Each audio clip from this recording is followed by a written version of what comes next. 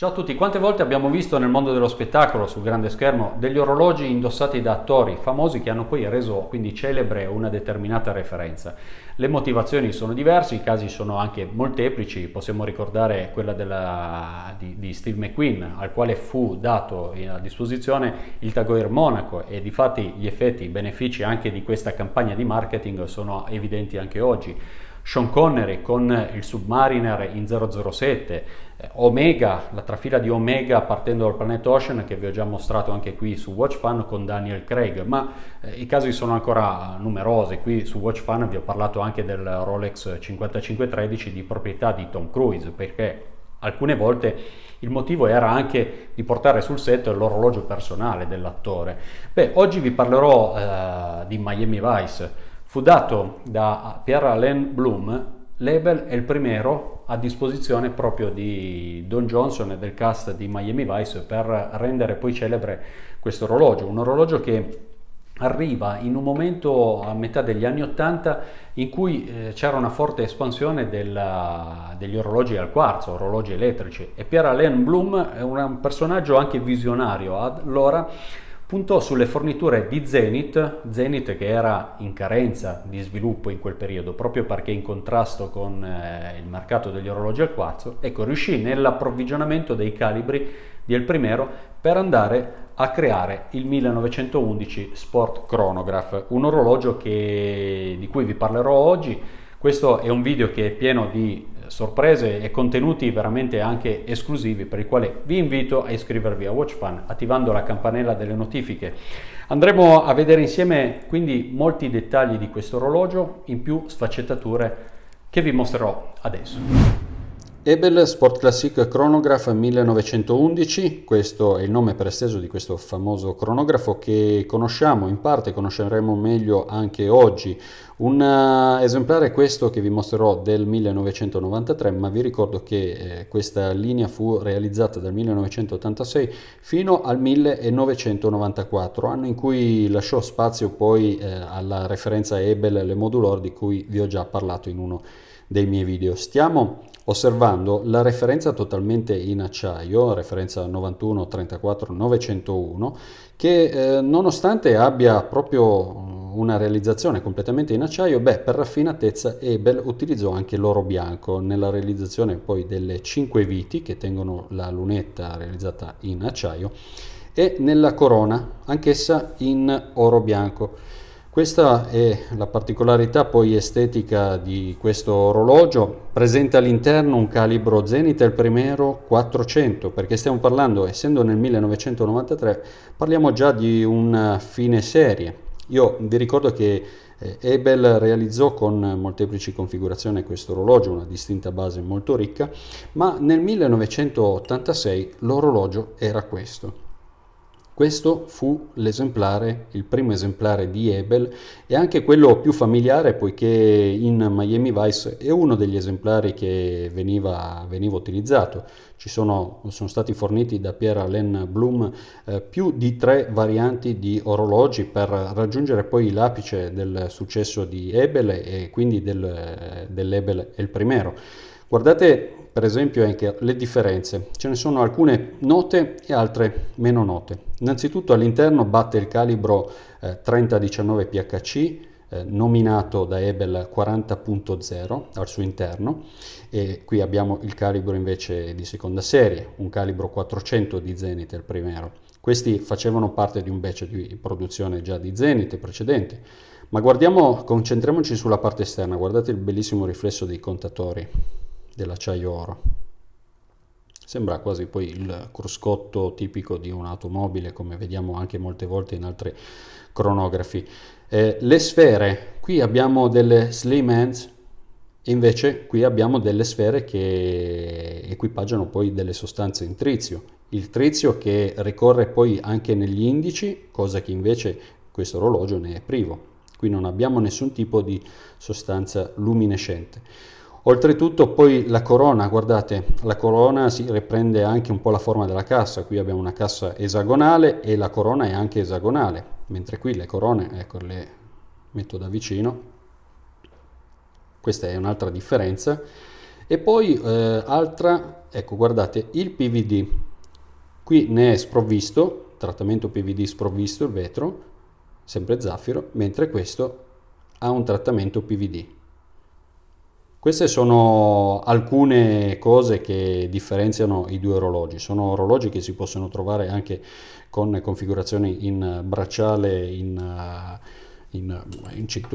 pelle, in cuoio. Ecco, guardate per esempio, ecco, l'applicazione del bracciale, l'inserimento del bracciale è fatto tramite sovrapposizione. Qui abbiamo la parte superiore, ma se andiamo a ruotare la parte inferiore, vediamo la sovrapposizione del bracciale con due fori passanti su questa estremità della cassa, con l'inserimento di due organi che vanno all'interno di due gabbie presenti all'interno proprio del finale. Quindi con i due fori passanti noi andiamo a collegare il bracciale, avendo poi ad impatto estetico quello che sembra un tradizionale collegamento con ANSA, invece non è così. Ovviamente se andiamo a montare un cinturino in pelle, in cuoio, dobbiamo avere lo stesso tipo di accorgimento e soltanto Ebel forse qualche alternativo può proporre. Questa è una delle particolarità poi di questa cassa esagonale. La lavorazione anche del bracciale, guardate, che è ben diversa dall'Ebel Modulor. Nelle Modulor abbiamo per esempio la parte interna che non è cava ma è piena. Il bracciale è realizzato poi da 5 elementi, 2 esterni satinati, 2 anelli di giunzione e una maglia centrale che sono realizzati completamente con finitura lucida. Queste si direbbero tutte peculiarità veramente, ecco, guardate per esempio la chiusura. La chiusura è realizzata con una chiusura di interferenza e un fermaglio di design simil Cartier, e vi ricordo che Ebel era fornitore di Cartier poiché era una manifattura che produceva i calibri anche per Cartier, quindi tutti accorgimenti che danno l'idea di un orologio veramente di una certa statura commerciale. E guardate, vi mostro anche una cosa, ecco, vi porto indietro nel febbraio del 1988 e questo è un articolo che parlava proprio di questi orologi. Ecco, 3 atmosfere, qui abbiamo 3 bar di tenuta perché la corona è a pressione, ma guardate il prezzo, 4.600.000 lire, erano veramente tanti soldi nell'88, erano veramente tantissimi soldi e questa era una delle configurazioni che erano presenti.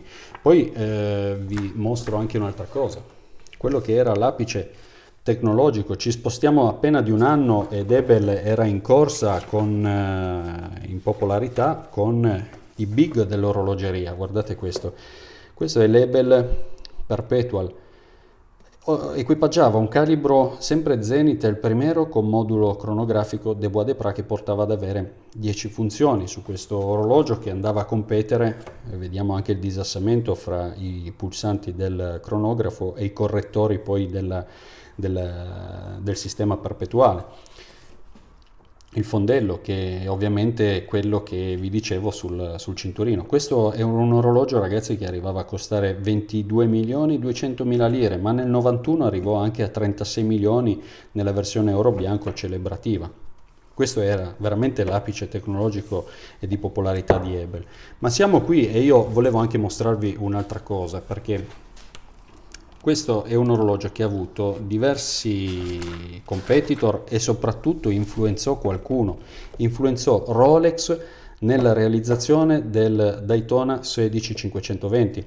Quando Ebel diciamo godeva dei benefici commerciali e anche di popolarità di questo orologio, Rolex era indietro perché non aveva ancora un calibro automatico cronografico, quindi utilizzò lo stesso calibro che mise in difficoltà poi gli approvvigionamenti di Ebel da parte di Zenith, poiché introducendosi anche Rolex nelle forniture dei calibri, che poi Rolex modificò a sua volta riducendo frequenze e tutte le modifiche di cui vi ho già parlato, qui nacque un po' una sorta di competizione, anche perché ci furono poi molte similitudini fra i due orologi, e questo è un orologio che vi proporrò poi prossimamente in competizione con questo orologio. Voi iscrivetevi a WatchFan e non ve ne pentirete, fidatevi.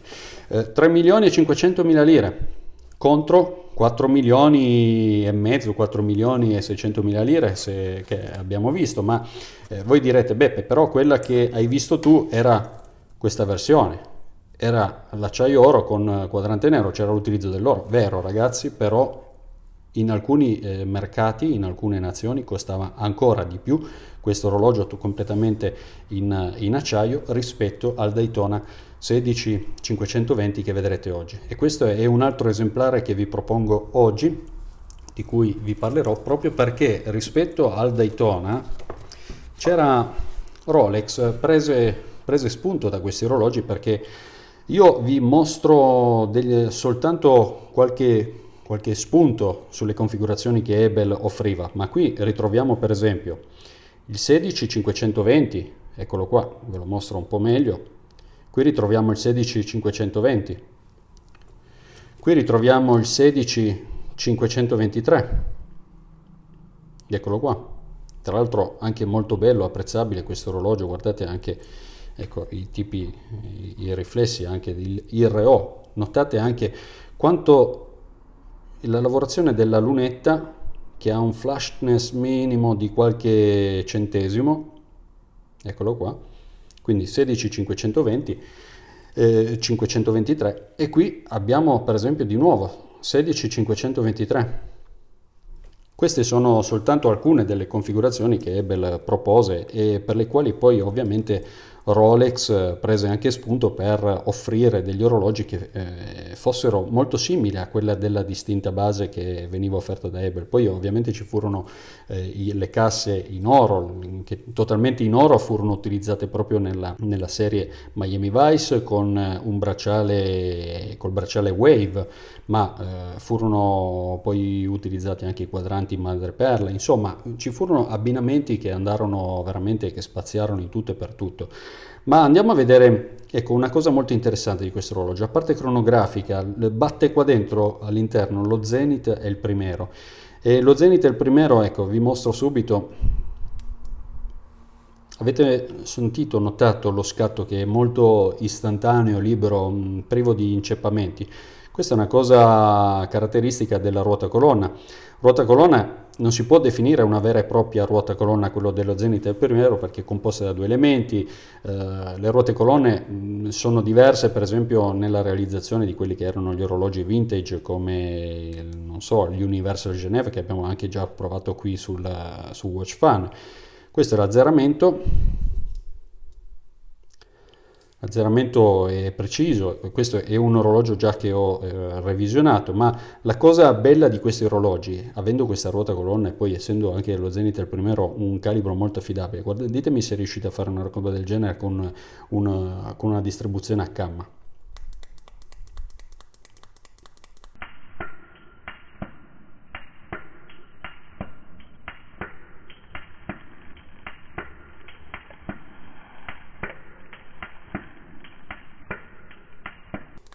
Guardate, io sto andando avanti senza il minimo inceppamento, si può dire senza fermare il cronografo. Non c'è un minimo di inceppamento e di puntamento sulla ruota colonna, sulla distribuzione del cronografo. E adesso andiamo a fermarlo e riazzeriamo. Ecco, prendiamo un campione. Questo è un campione che ho qui per voi, per fare la stessa prova. Qui abbiamo, sapete, una distribuzione, uno smistamento con camma, no? Sullo Speedmaster, sul Moonwatch.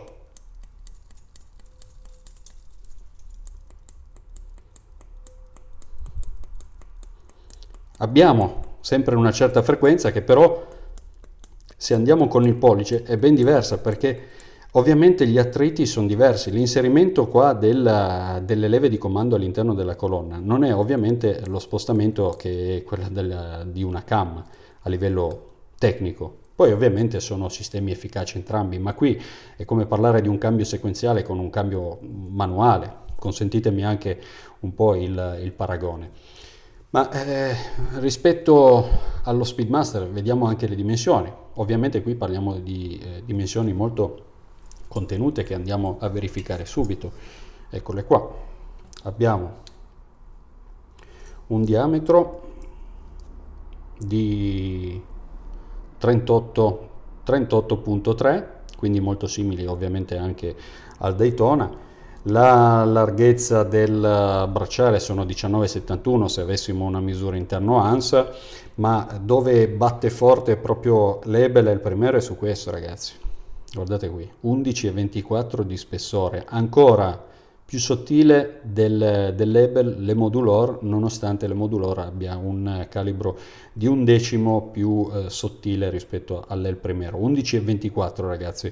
Qui oggi per avere un orologio da 11,2, beh, forse dovremmo prendere un 2892 che abbia certi accorgimenti per ridurre lo spessore. Qui abbiamo visto perché riusciamo a toccare delle quote del genere. Guardate anche lo spessore in vista laterale e l'utilizzo di questa cassa, è una cassa a scatto che con un profilo a goccia proprio per l'invito sull'estrazione della cassa. Guardate, questi sono tutti accorgimenti di questa casa che introduceva su questi orologi. Poi lo spessore per esempio ecco, le maglie, guardate, abbiamo 2,84 che ricorre molto spesso, sulla maglia centrale 2,9, ma quello che offriva Ebel era la regolazione delle maglie che veniva fatta tramite delle viti, e noi ricordiamo che su altri orologi, qui abbiamo un esempio, ecco, l'estrazione delle maglie, la regolazione avveniva con dei perni ad estrazione, mentre qui Ebel era già un po' all'avanguardia perché offriva, nonostante uno spessore ridotto, l'utilizzo di viti per la regolazione. All'avanguardia perché Ebel offriva già allora, qui nel 93, 5 anni di garanzia, cose che iniziano oggi, si vedono anche oggi negli orologi, ma oggi parliamo del 2023, quindi qualche decennio dopo. Facciamo una prova adesso per concludere un po' la presentazione di questo orologio. Ecco, il fermaglio simil Cartier che vi ho mostrato anche. Ecco, questo è come sta al polso questo orologio, un orologio che, guardate, senza nulla sparisce tranquillamente, quindi immaginate anche la confortevolezza di questo orologio. Il segreto poi di un buon orologio è quello di quasi forse non sentirlo al polso, e lo andiamo a vedere, a confrontare con... Ecco, questa è una caratteristica che insomma, avendo avuto l'occasione molteplici volte, si ritrova anche col Daytona 16520. Guardate l'effetto ghost del PVD sull'esemplare nero. Ovviamente è un effetto che è molto simile al Breitling Chronomat, alcune volte per via poi di alcune scoriazioni sulla parte del PVD che man mano poi va a sbiadire. Ecco, questo è la versione con quadrante antracite, e vi mostro in parallelo, entrambi, perché è un documento unico dove vedere poi in un'occasione più volte quella che è la configurazione di questo orologio, e poi la versione in acciaio, possiamo chiamarla Miami Vice perché anche in Miami Vice si vide anche questo tipo di configurazione. Eccolo qua, dei due esemplari.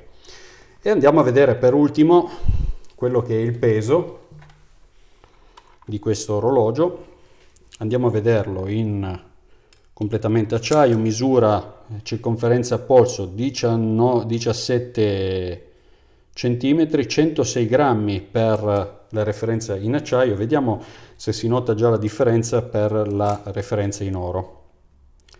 E abbiamo 112 grammi per la referenza, eccola qua, in oro. Bene, adesso possiamo andare a vedere qualche dettaglio maggiore. Come sempre si osservano dettagli molto particolari, però su questo orologio direi che abbiamo diverse cose da dire. Innanzitutto la finitura è una finitura a buccia d'uovo su questa configurazione soltanto acciaio, e notiamo anche l'applicazione, la tampografia di Ebel su questo sfondo. Osserviamo adesso questi dettagli. Siamo sulla sfera ore e qui abbiamo un'applicazione del trizio che è inversamente proporzionale allo spessore della sfera. Guardate, sfera dei minuti che notiamo anche andare in questo momento, l'applicazione del trizio molto più ampia, guardate, rispetto all'applicazione del trizio sulla sfera ore, che è anche più spessa a livello proprio di corpo, di struttura. Questa è una particolarità. Non abbiamo cerchi concentrici, nonostante il periodo magari concedesse anche questo genere di finiture. Qui abbiamo sempre una finitura continua rispetto a quella principale del quadrante. Il reo che è dato, guardate, dalla continuità anche di finitura con la scala tachimetrica, e andiamo sulla sezione ad ore 3. Guardate, qui il numero è tronco. Questo crea un effetto visivo, poiché se attraversiamo il quadrante e andiamo ad ore 9, qui sembrerebbe che il numero sia sbagliato e che quindi corrisponda a un numero che non è il 9. Difatti, vediamo, qui abbiamo il numero, in pratica il 4, ma visto che abbiamo la sezione tronca per dar spazio a quella che è la sezione del contatore dei secondi continui, beh, il numero che appare è questo, e qui abbiamo anche il piccolo indice, un piccolo pallino di trizio. Andiamo a vedere adesso le alternanze ora.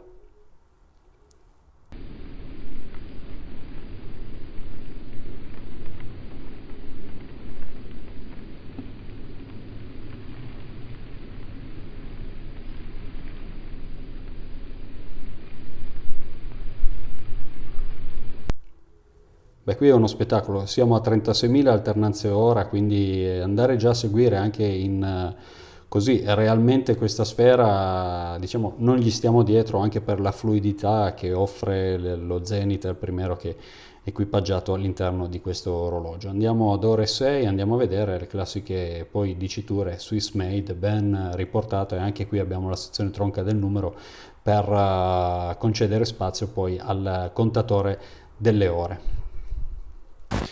Faremo adesso un passaggio sui calibri di questi due Ebel, il primero. Andremo a vedere quindi come documento anche così esclusivo quella che è un po' la differenza fra il calibro 40.0, prima serie dell'86, e l'ultima serie, la seconda e ultima serie adottata, che è il calibro 400 dello Zenith. Tra virgolette, qui vediamo anche questo esemplare, questo che è l'acciaio oro con quadrante a 3 cite, proveniente dagli Stati Uniti, poiché faceva parte anche di un lotto in asta. American Auction è una casa d'aste americana, e vediamo anche le diciture che sono poi riportate nella cassa. Questa è la cassa del label, eccolo qua, acciaio oro, una cassa scatto che a pressione, che permette quindi di raggiungere questo spessore, veramente uno spessore sottilissimo. Questo è l'elemento invece, gli elementi di dicitura dell'acciaio oro del 1986. Vedete, sono orologi praticamente uguali, si può dire, calibro 180, 334 per la serie 400, e poi abbiamo il 134 della serie 40.0 che vediamo sempre sul ponte. Andando a vedere da vicino alcune delle macro differenze, per esempio un ponte con finitura blasted, mentre il ponte del 400 ha un leggero decoro, come potete vedere. Altre particolarità, per esempio, lo vediamo anche sull'invertitore. Abbiamo un piccolo cricchetto fatto con una molla, eccolo qua, sull'invertitore, eccolo lì, come vedete, mentre l'invertitore è diverso sul 400. Invertitore che subirà poi altre modifiche in futuro. E qualche secondo lo dedichiamo per questo calibro 134, una visione ravvicinata che mostra per esempio l'invertitore che fu sostituito per andare ad adottare diverse innovazioni sul calibro 4030 di Rolex. Questo è il lavoro che svolge. Abbiamo la ruota conduttrice direttamente impegnata sulla massa oscillante. La vediamo anche ruotare, la massa oscillante che è fatta con cuscinetti a sfera distanziati, come potete vedere anche nel loro gioco, nel loro scorrere. Ruota cronominuti con il suo rinvio, e poi passiamo sulla parte motrice. Qui abbiamo la ruota di conduzione dei secondi con la trasmissione che si andrà poi a impegnare nella parte sottostante qui che vediamo sulla massa oscillante per l'avvio del cronografo. Ma spostiamoci sulla parte, ecco, la parte attiva, quella, insomma, quella notevole dello scappamento. Guardate questo scappamento, 36.000 alternanze ore. La lubrificazione non è fatta proprio a regola d'arte. Difatti vediamo anche qualche goccia di lubrificante sparsa sullo scappamento, poiché questa è una lubrificazione che, come anche lo scappamento coassiale, richiede anche una certo genere di tipo di applicazione. Guardate lo scappamento, però la levata di entrata, la velocità con la quale esegue l'alternanza e la levata d'uscita. Il sistema di regolazione è un sistema di regolazione tradizionale a racchette con pitone mobile. Questa è la KIF, come il Rolex 4030 del Daytona, ovviamente. E questa è l'attività della spirale su 36.000 alternanze ora, guardate che velocità. Addirittura qui non notiamo neanche più le razze del bilanciere, immagini veramente belle. Questa dà poi la sensazione di potenza di questo calibro. Una prova di luminosità molto curiosa, anche perché insomma abbiamo l'utilizzo del trizio su entrambe le referenze, però guardate già come cambiano le diciture sul quadrante. Qui abbiamo questo esemplare fine anni 80, inizio 90, T Swissmade T, mentre con le stesse sostanze utilizzate qui nel 93 cambiano anche le diciture passando a Swissmade, quindi delle caratteristiche che abbiamo notato più volte, volendo ricollegarci anche a Rolex, sui quadranti di Rolex, poi in virtù anche del cambio di sostanza utilizzata. Ma vediamo un attimino se c'è qualche differenza.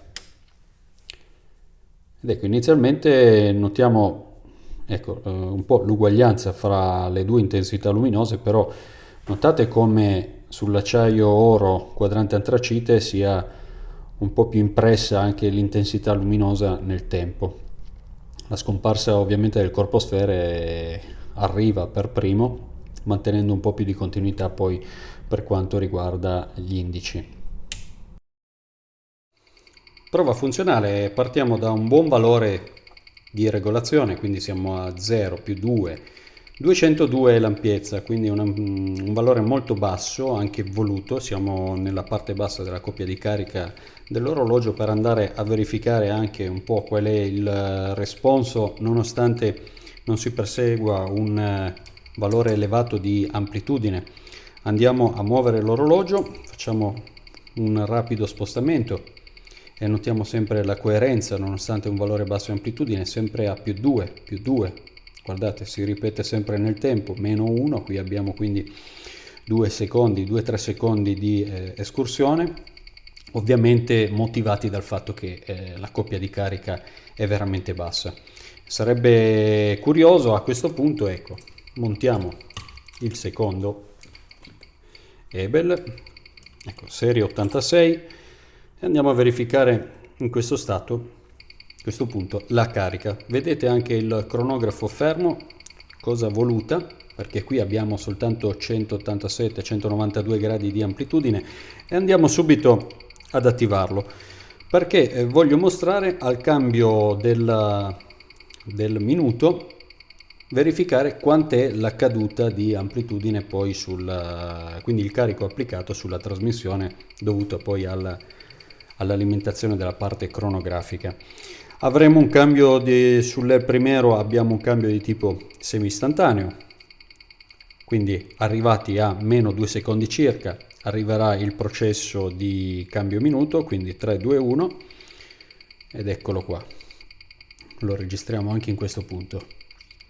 Abbiamo una veloce alternanza richiamata che poi porta di nuovo il valore ad essere un valore di ritardo come quello che vediamo, 153 gradi di amplitudine, che voglio spostare andando a sollecitare l'orologio in un'altra posizione. Mi metto in questo caso sempre col 9 rivolto verso terra per posizione più comoda per me, andiamo a 155 gradi. Ci sono cronografi che arrivati a questi valori, ragazzi, si fermano. Ci sono cronografi che veramente necessitano circa di 280 e anche più gradi, perché abbiamo circa 30 gradi di amplitudine perse durante l'innesto di un cronografo. Vediamo lo zenith del primero in questo caso come si sta comportando in maniera egregia. Qui abbiamo 152, siamo a 4, 3, 2, eccolo qua, cambio.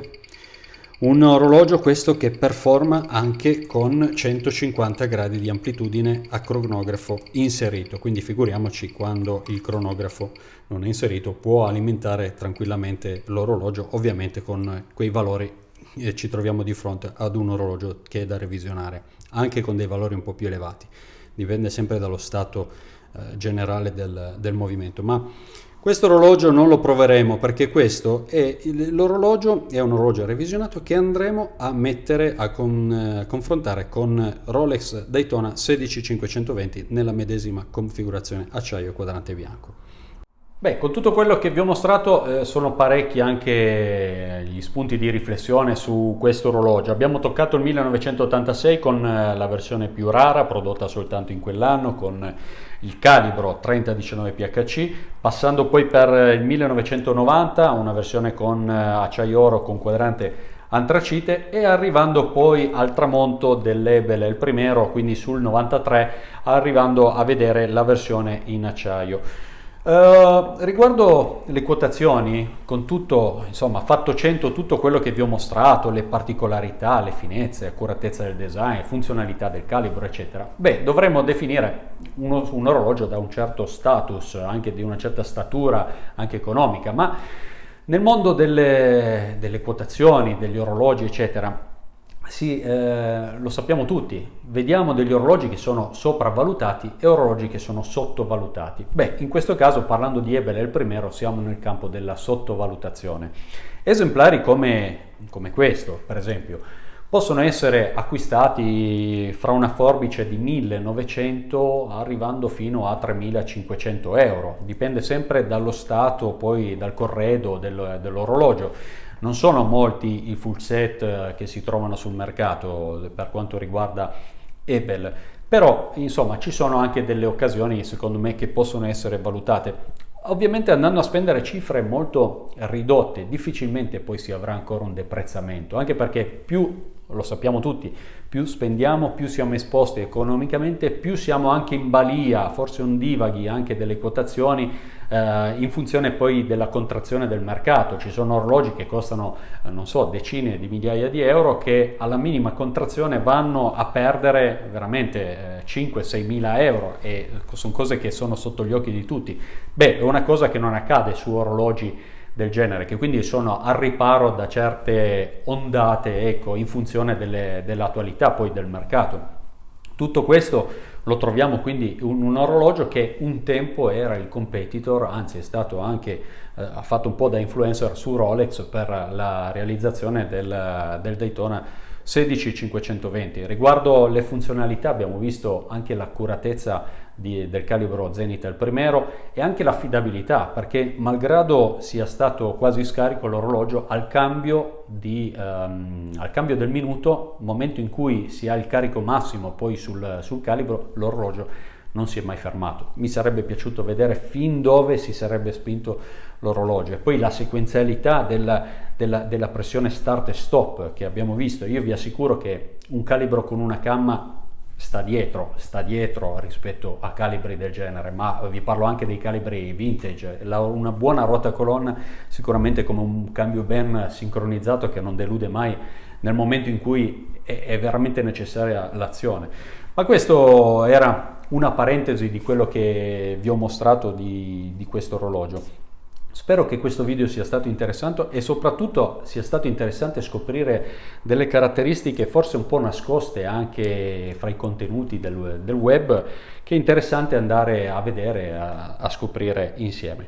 Bene ragazzi, io mi presenterò la prossima volta con un video che però andrà perché il video non finisce qui, andrà a mettere in competizione questo esemplare che ho revisionato con un esemplare di 16520 sempre revisionato da me e che avete visto in uno dei miei video precedenti. Vi invito pertanto a iscrivervi a WatchFan attivando la campanella delle notifiche, perché oggi abbiamo visto questo orologio, un domani potremmo scoprire un altro orologio sempre interessante per me, per voi, per tutti. Ciao a tutti, a presto.